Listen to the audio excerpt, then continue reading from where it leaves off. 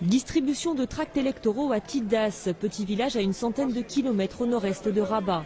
Dans cette région rurale où l'habitat est dispersé, le souk hebdomadaire est le lieu de rassemblement incontournable pour les partis politiques qui souhaitent sensibiliser les électeurs. C'est la première fois que j'entends parler de ce parti, la gauche verte marocaine. Il y a beaucoup de partis, on ne sait pas si on peut leur faire confiance. Une trentaine de partis sont en lice pour ces élections de vendredi. Au total, 395 députés doivent être élus. La réforme de la Constitution, adoptée en juillet dernier par référendum, octroie davantage de pouvoir au Parlement et au chef du gouvernement. Mais pas suffisant ici pour donner confiance aux hommes politiques. Tout ça, ce sont des mensonges. Tout ce qui est écrit ici, ils ne vont jamais l'appliquer. Ils mangent l'argent de l'État, ils prennent l'argent et ensuite ils ne font rien. Tu as peur d'aller voter et de te faire avoir. On s'est déjà fait arnaquer une fois, deux fois, alors pourquoi voter encore? Ce n'est pas la peine.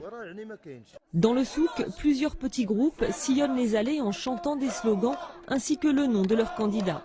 C'est la campagne des tambours, ce n'est pas raisonnable. Une campagne électorale doit être faite par des gens cultivés qui vont nous expliquer leur programme.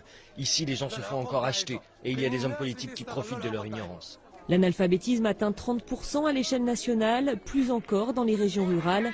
Ici, la pauvreté est la règle, les infrastructures manquent et beaucoup d'habitants se sentent marginalisés. Moi, je ne vais pas aller voter, j'en suis fière. Celui pour qui tu votes, il gagne et puis il s'en va et il t'oublie. Ici, on n'a rien. Même les ampoules des lampadaires dans la rue, elles ne marchent pas et personne ne les répare. Après, tu viens faire campagne et tu me dis de voter pour toi? Non. Le taux de participation est l'un des principaux enjeux du scrutin de vendredi. En 2007, lors des précédentes élections législatives, il avait atteint un record. Seuls 37% des inscrits s'étaient rendus aux urnes.